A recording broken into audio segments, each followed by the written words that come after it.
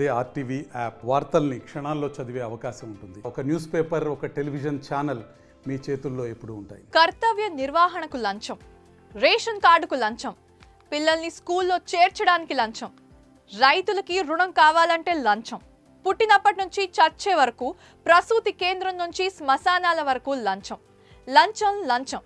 జాతీయ సమైక్యత భావాన్ని ఈ దేశంలో లంచగొండితనంతో మాత్రమే చూపిస్తున్నారు. ఇది భారతీయుడు సినిమాలో కమల్ హాసన్ చెప్పిన ఫేమస్ డైలాగ్.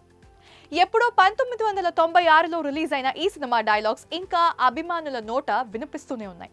అందుకే ఈ సినిమా సీక్వెల్ అయిన భారతీయుడు 2 కోసం అంతా ఎదురు చూస్తున్నారు. అండ్ 24 ఏళ్ల తర్వాత ఈ సినిమా సీక్వెల్ వచ్చింది.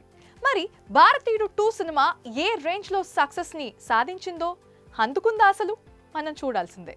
భారతీయుడు 2 సినిమా రివ్యూ ఇప్పుడైతే చూసేద్దాం. స్వతంత్ర సమర యోధుడు సేనాపతి పాత్రలో కమల్ హాసన్ నటించారు. సమాజంలోని అవినీతిదారులని, లంచగొండుల్ని ఏరి పారేసే క్యారెక్టర్ ఇది. సేనాపతి ఎక్కడ అన్యాయం జరిగినా దాన్ని అస్సలు సహించలేరు. చివరకు తన కన్న కొడుకుని సైతం చంపేసిన సేనాపతి కథను మనం భారతీయుడు 1లో చూసాం.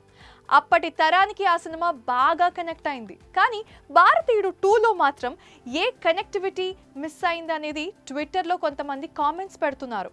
సినిమాలో శంకర్ స్థాయిలో గ్రాండియర్, ఆ విజువల్స్ అన్నీ కనిపిస్తున్నాయంట. కానీ ప్రధానమైన ఎమోషన్స్ మాత్రం కనిపించడం లేదని కొంతమంది ఫ్యాన్స్ అంటున్నారు. లంచగొండితనం, అవినీతి అనేటువంటి అప్పటి తరంలో చాలా రొటీన్ అయిపోయింది. అయితే వాటిని ఇంకా స్క్రీన్ పైన ఎంత ఆసక్తికరంగా చూపించాలో దానిపై ఇంకా రిజల్ట్ ఆధారపడి ఉంటుందని చెప్పేసి అంటున్నారు. మరి ఈ విషయంలో శంకర్ తన పట్టుని కోల్పోయినట్లుగా అనిపించింది ఈ సినిమా చూసిన తర్వాత. చాలా మంది ఫ్యాన్స్ అయితే అభిప్రాయపడుతున్నారు. మళ్ళీ భారతీయుడు స్థాయిలో ఆ మ్యాజిక్ ని చూపించలేకపోయాడని టాక్. అనిరుద్ మ్యూజిక్ కూడా పెద్దగా ఎఫెక్ట్ ఇవ్వలేదు అని చెప్పేసి అంటున్నారు fans. And last but not the least, అంత సెన్సేషన్ ని క్రియేట్ చేయలేకపోయిందని ఇంకా ఫ్యాన్స్ చాలా డిసప్పాయింట్ అయ్యారని చెప్పేసి అంటున్నారు.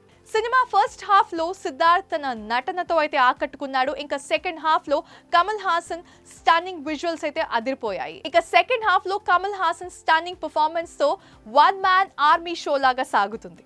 శంకర్ ఎప్పటిలాగే మరో గట్టి సోషల్ మెసేజ్ ఇచ్చే ప్రయత్నం చేశాడు. కానీ ఈసారి మాత్రం ఎగ్జిక్యూషన్ కొంత వెనుకబడిందనే చెప్తున్నారు ఫ్యాన్స్. ఇంకా చివరి 30 నిమిషాల్లో వచ్చే సన్నివేశాలు మాత్రం కళ్ళార్పకుండా చూసేలాగా గూస్ బంప్స్ తెప్పించే సన్నివేశాలు సాగుతుంది. మొత్తానికి భారతీయుడు 1తో కంపేర్ చేయకుండా, ఎలాంటి అంచనాలు లేకుండా సినిమాకి వెళ్తే కొంతవరకు ఎంజాయ్ చేయొచ్చు. Thank you so much for watching. This is Sudha గంటి సైనింగ్ ఆఫ్. మీరు చూస్తున్నారు RTV. మరిన్ని వీడియోస్ కోసం ఛానల్ ని సబ్స్క్రైబ్ చేయండి. లేటెస్ట్ అప్డేట్స్ కోసం వాట్సాప్ ఛానల్ ని ఫాలో చేయండి. అండ్ లింక్ డిస్క్రిప్షన్ లో ఉంది.